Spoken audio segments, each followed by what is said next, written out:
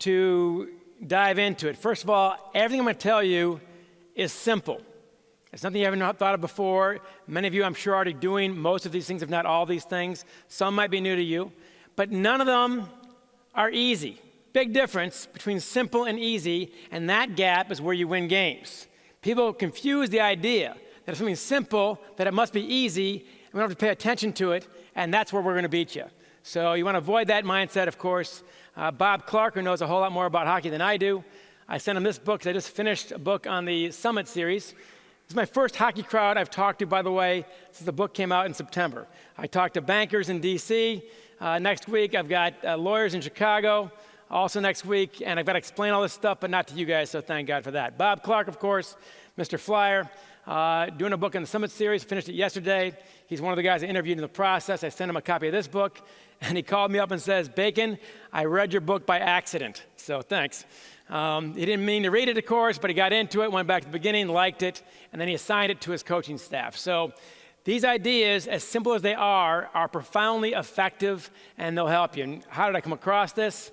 As they said, in 2000 here in Ann Arbor, Huron, Ann Arbor Pioneer, right by the stadium we're going to be today, that's the main high school. That's the first high school. When the city started in 1824, that was the first high school.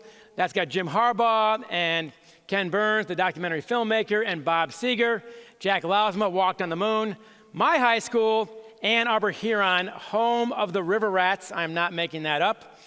Home of the River Rats. Our main guy is James Lights Out Tony, a middleweight who bragged to Sports Illustrated about carrying a Glock to sell drugs out of his locker room in high school. So that's my high school, all right? A little different than Pioneer.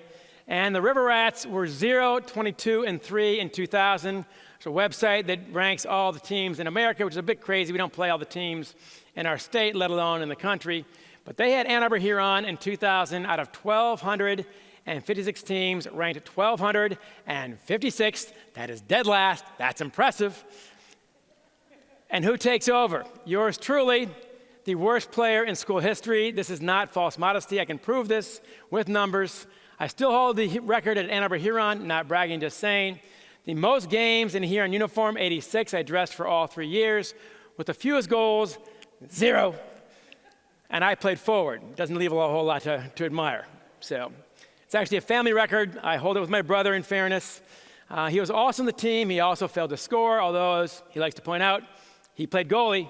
But hey, everyone's got excuses. So here we have the worst player in school history. Here we have the worst team in America. Yes! Here's the combination we're looking for to bring us back to greatness. So what do? You get help. And when I see young coaches, new coaches, can be young or not, but new coaches, I know the ones right away who are in trouble. The ones who think they got to know everything, be all-powerful, all-knowing, and can never ask for help or show weakness. Those guys are going to get in trouble fast. And when they do, there won't be any safety net, no one there to rescue them. Get help.